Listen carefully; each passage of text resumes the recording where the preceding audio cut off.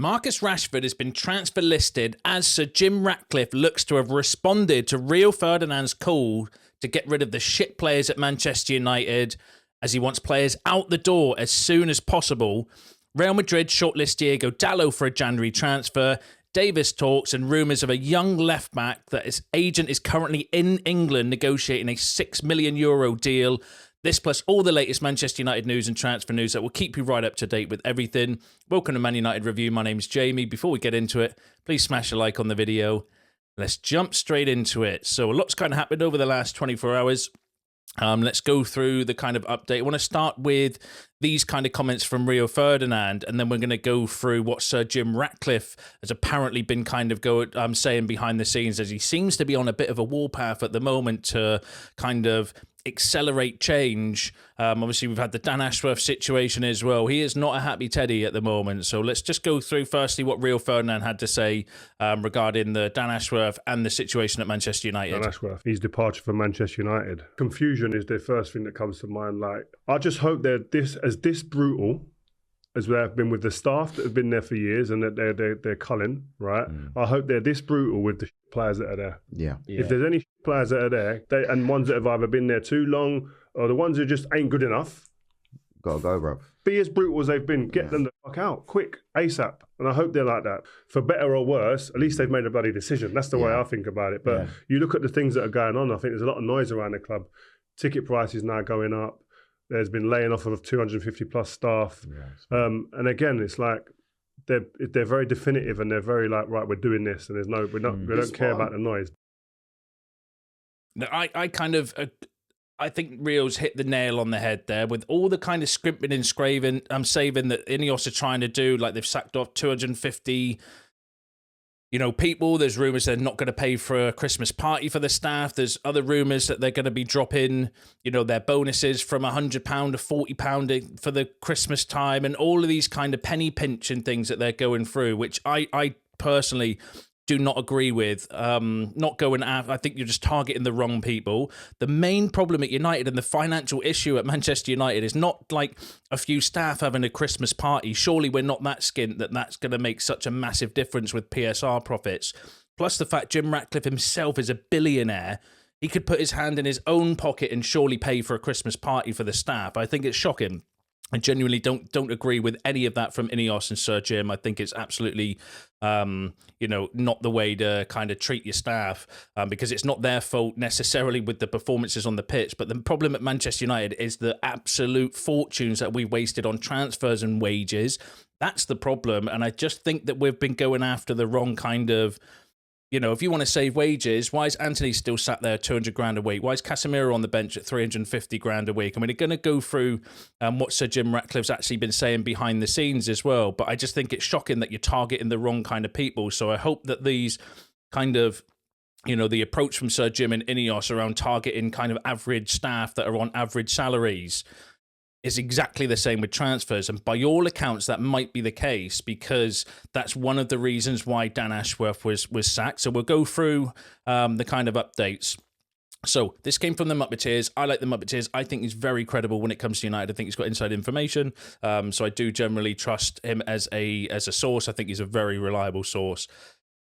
Had the following to say: so Jim was also unhappy with Ashworth's assessment of players to keep and sell. He wants them to be hard on getting players out the door as quick as possible.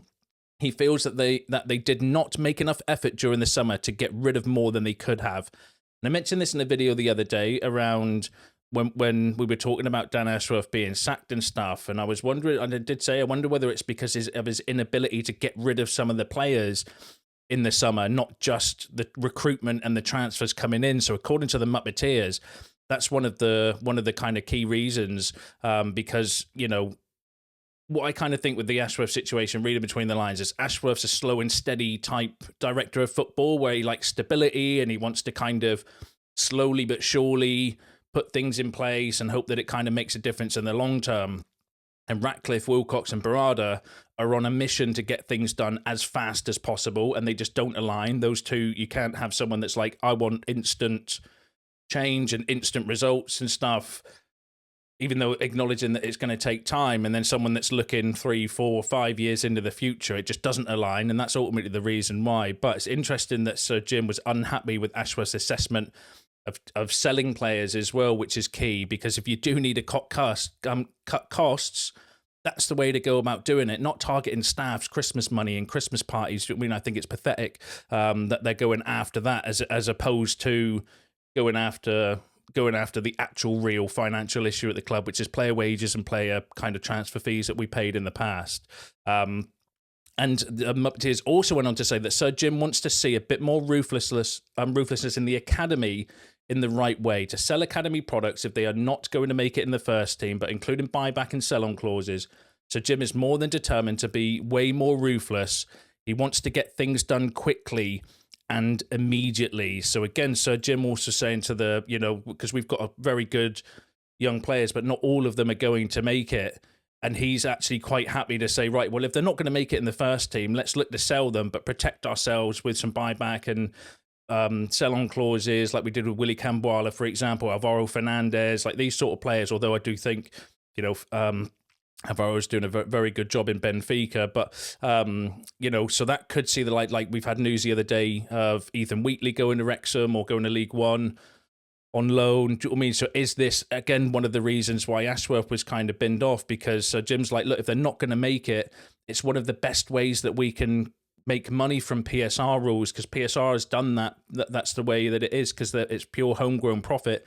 So rather than kind of holding these young players, they're not going to make it. So Jim's like, no, get rid of them, but just protect yourself with the buy on and sell on clause, because there are examples. Chelsea, Man City, Villa, a few other clubs are very good at selling their youth for big profits, and that's helping them financially, and we're very bad at that. So Jim, all in, on a bit of a warpath, I think, where he's kind of had enough. And one of the things I was thinking about this is by all accounts, Sir Jim is a Man United fan.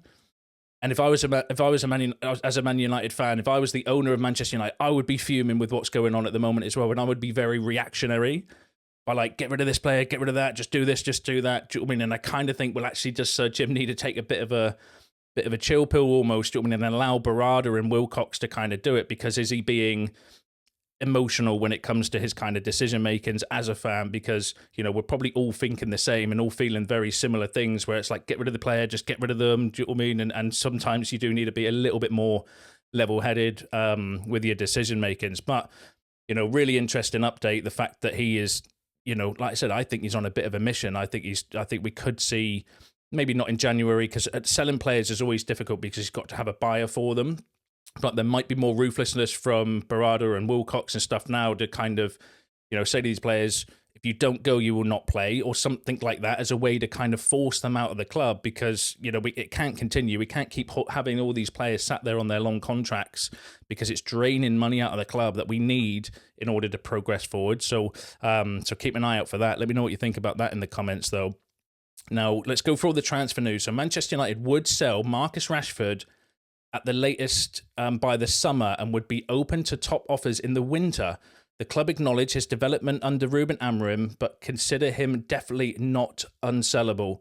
One reason why a sale is being discussed, if he were to leave the club due to his very high salary, it would free up critical points in the complicated financial fair play system, which in turn would give the club more room to maneuver in the transfer market.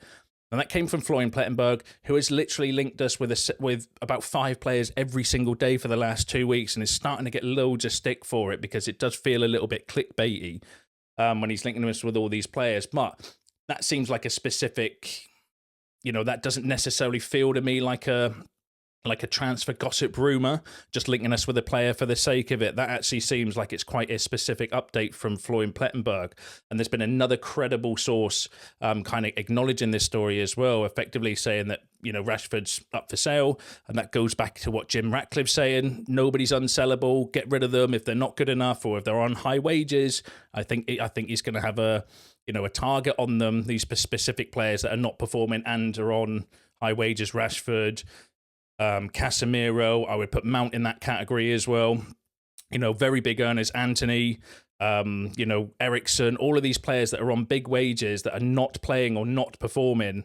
I think Ratcliffe's kind of told everyone behind the scenes, just get rid of them as soon as you can for whatever you can get, because getting the wages off of the wage book is probably more important than getting the transfer fee, although Rashford represents both. It's homegrown profit and it's a massive chunk of the wages as well. So we could do so much with that money.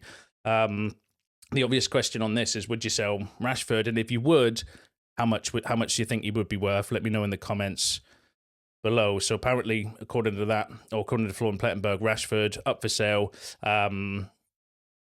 I'm not surprised, being honest. I've got to be truthful. I'm not surprised. I would sell Rashford if you got a good offer for him. He's not been performing for nearly coming up 2 years now. He's had one good season out of the last 3 or 4 maybe. But yeah, and we'll go through the rest of the news. But for me, if you got a good offer for Rashford, I think it would make sense at this stage in his career. He's 27. He's not getting any younger. He's not getting any better. Do you know what I mean, with his form? So I would do it personally. But let me know what you think in the comments. Now, Marcus Rashford is fighting to save his Manchester United career. The club are open to selling Marcus Rashford this summer and remain receptive to bids being made. Manchester United are concerned about Rashford's lifestyle off the pitch, and there are fears he is no longer focused on his football, no longer as focused on his football as he could be. Sources have said that he is dealing with a number of off-field distractions that are affecting his performances. A move to Saudi Arabia for Rashford is an option, while a change of country and environment in France with Paris Saint-Germain is also being mooted. Now, that came from The Telegraph. Now, The Telegraph are a much more credible source, I would say, than Florian Plettenberg at the moment, because, as I mentioned, he's been spewing a lot of stuff out and a lot of players linked with United over the last couple of weeks. So his kind of, credibility, I would say, is wavering, although it doesn't necessarily mean that we're untrue. We are scouting a lot of players, so that could be that we are just scouting those players and he's heard about it, so he's putting the kind of story out. So we do need to, play a bit of devil's advocate when it comes to that. But Telegraph also saying similar things. Move to Saudi, that would be, good for us because they can afford his wages. The problem with Rashford would be his wages, but apparently Arsenal have looked at him before. Obviously, Paris Saint-Germain, he's been heavily linked with them for a while. Bayern Munich apparently might want replacements for Sane and... Obviously, I know they've just bought Elise, but they might want a replacement on their kind of left-wing position. So there may be interest in there by some clubs that could, I don't know if they'd offer him quite what we're paying him now, but they could offer him a significant wage. So by all accounts, Rashford, but he's not the only one. I don't think there's a player safe at the moment going off the rest of the reports. But yeah, tell me what you think about Rashford in the comments. Now, to counteract that, United sources deny they are looking to sell Marcus Rashford in January as he looks to impress Ruben Amorim. Like almost every player at the club, a good offer would be considered. Only Mainu, Garnacho and Ahmed are considered unsellable. That came from Graham Bailey, who's not the most credible source, being honest with you. It sounded like he was maybe just jumping on the Rashford bandwagon yesterday with that kind of report. But it's unlikely to be January. I think if we got a big offer for Rashford in January, we'd sell him. If we get a big offer in the summer, we'll sell him. That's what it's all about. I think if we get an offer for any of our players, they're going to consider it, which is crazy. But, that's the ruthlessness that Sir Jim wants. That's what he's kind of said, going back to the kind of earlier video. He does not care. He is on a warpath, I think, at the moment to just get rid of players, get money in so we can build a better squad. And, don't really blame him for that, considering the turd football we've been watching over the last 2 years. Do you know what I mean? There are some players that I think have outstayed their welcome as well. But let me know what you think of that in the comments. Now let's go through some other transfer news. So Manchester United could be tempted to cash in on Lisandro Martinez if Real Madrid step up their interest in the defender. Martinez is being tracked by the Spanish club and is not considered off limits at United. So that came from Alex Crook from TalkSport, who I would say take with a pinch of salt. But rumours that even Lisandro Martinez might not be safe the way that it's going at the moment. Real Madrid have added Diego Dalot to their shortlist. They believe Manchester United would sell him for £45 million. Ruben Amorim rates Dalot highly. That came from Ben Jacobs. So again, another story linking us with, or linking Diego Dalot with a move to Real Madrid. The kind of scenario on that is that they want Trent Alexander-Arnold on a free transfer because he's out of contract in the summer, but the rumours might be that he could be signing a new deal at Liverpool, which would then mean that Real Madrid wouldn't get him and may need another right back, and Diego Dalot is on their shortlist. £45 million. I would do that personally. I don't think Diego Dalot's had a particularly good season. He had a good season last season, and I know he's playing out of position, but I'm just thinking of that right wing-back position now. I think Ahmad's nailed it down. You've got Mazraoui that could play there as well. So you've got options. By all accounts, we're looking for another left-footed kind of right winger or inverted winger to play that right back or that right wing-back position. So, you know, the need for Dalot is only there at the moment to play at the left wing-back position because we've got no left-backs, but we're going to go through left-back in a second that you could kind of bring in. Then if you did, does Diego Dalot kind of become redundant? Because I don't think he's better than Ahmed in that position, and I don't think he could play the right centre-back position as good as what Mazraoui has there as well. So actually his kind of, he might then be third choice, and he's a good player, you know, but has he outstayed his welcome? Do you know what I mean? With the change in tactics and the way we want to go forward, is it one where actually, yeah, we've got £45 million, we'll do that and strengthen in one of the areas of the pitch that we are actually significantly weak in? Who knows? Could be an option, but let me know what you think in the comments.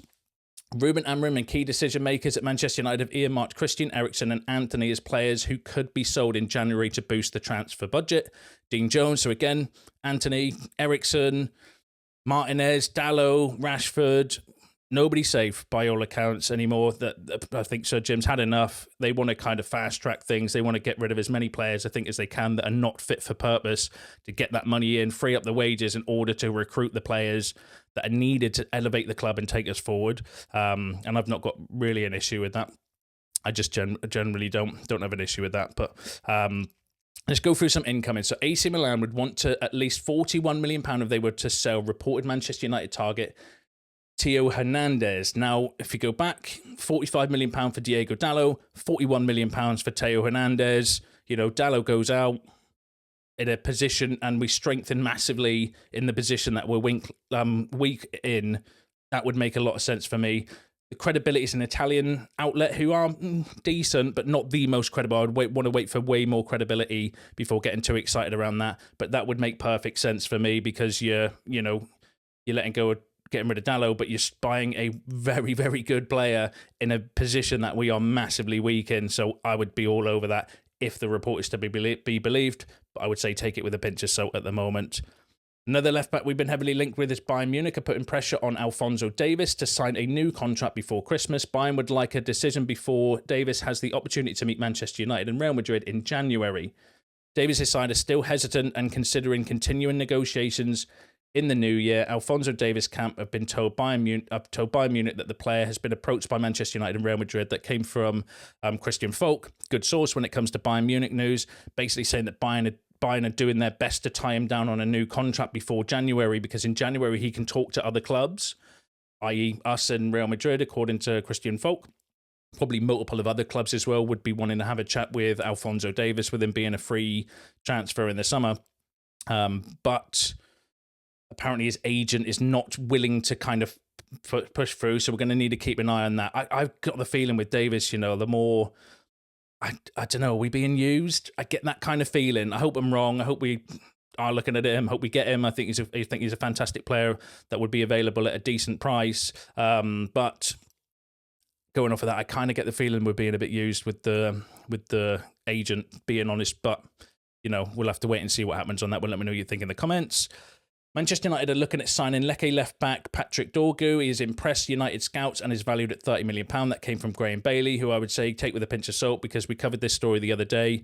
And when I looked into it, Dorgu's actually been playing at right wing this season. He's played more games at right wing than he has at left wing. So, again, not that he can't play at left wing or left wing back, because he has played there before. But this particular season, he's played way more games at right wing as a left-footed kind of inverted winger. He could do a job there, though, as well. He is a fantastic player that can play in multiple positions. So, again, one to kind of keep an eye on. Let me know what you think about that in the comments. But the biggest kind of story, or the biggest update is regarding Diego Leon. So, Manchester United are in negotiations with Paraguay side Chiro Portino to sign left-back Diego Leon, who is 17 years old. The agent of highly rated Paraguayan left-back Diego Leon is in England to negotiate a possible deal with Manchester United worth €6 million. Now, that came from a a source that I'm not 100% sure of. But since then, this was last night when that kind of story broke. But this morning, so I haven't got a slide for it, so apologies. But there's been way more kind of stories. Manchester United are in advanced talks to sign Diego Leon. The transfer fee is agreed, worth £3.1 million. Several details are being discussed, including what sell-on clause and percentage the club will have. This came from another source. Advanced talks. Ben Jacobs has said Manchester United are negotiating with Diego Leon. The player is optimistic the deal could be finalised soon. Jason Wilcox is involved in the operation. So this is one that has a few more legs from when I kind of writ the story and did all the slides and the stuff last night, because a few more credible sources are kind of gathering, and it's gaining pace. So that looks like a really interesting one that might actually, there could be some truth in that. I would want to still wait for an Ornstein, a Romano, somebody like that to come out, because the sources are decent, but I don't know a lot of them. They're kind of, Paraguayan, and but they're being posted by credible people and credible sources. So that's what kind of leads me to think that there might be something in this. Ben Jacobs can be a hit and miss journalist as well. He's not, in my opinion, the most credible, but he is right sometimes. There's not much data on him. 19 appearances, 2 goals. Watched some of his highlights and did a bit of research last night. But again, there's not too many stats on him. He's a out-and-out left-back. He looks rapid, though. He actually looks very, very stocky for a 17-year-old. Looked like a rugby player, kind of build. Looked very strong, very powerful, Questions over that, though. Is it a first choicer at 17 years old? I mean, if they're good enough, they're old enough, I suppose. But then what happens with Harry Amas? But then that could link back into the earlier story about Jim Ratcliffe saying, well, if they're not ready, get rid of them. Does that put Harry Amas on the question mark block? Do you know what I mean? Because he's a player, young player, very talented, very good, that you could sell for some profit for PSR rules and probably get a decent amount for him as well. And then you're getting another 17-year-old in, buyback. I don't know what they're kind of thinking. Whether they do see him as a first choice, or he definitely fits the mold, though, being young, up and coming, unknown, from a random kind of club across the world. Obviously, very well scouted then. Probably, do you know what I mean? And if it's Jason Wilcox and these sort of people looking at him, then I trust them to kind of make the right decision. It's just, we need a left back for now. Is it a left back for now, or is it, again, do we just sign in somebody for the future? I don't know, but, keep an eye on it, because that story seems to be kind of heating up. And I'll bring you any updates if they come out, so let me know what you think in the comments. And let me know what you think about all the other topics discussed in today's video, because that's you all up to date with the latest Manchester United news and transfer news. Smash a like on the video on your way out. Subscribe to the channel if you are new. See you in the next one.